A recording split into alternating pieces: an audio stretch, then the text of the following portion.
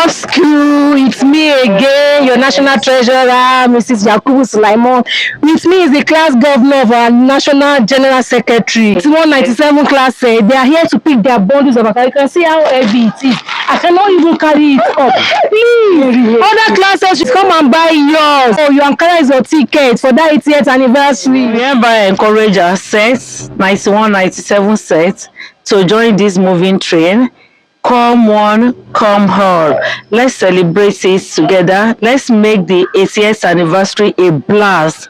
Make sure you book for your Ankara. We also have Aso Oke, t-shirts, first cap. Up school, up RSS. Once again, the total package for female attire is 41,000, while total package for men goes for 36,000. I'm here with you. Kindly send your receipt to the number on the screen for proof of payment. After your payment, you can kindly pick it up at the National Secretariat.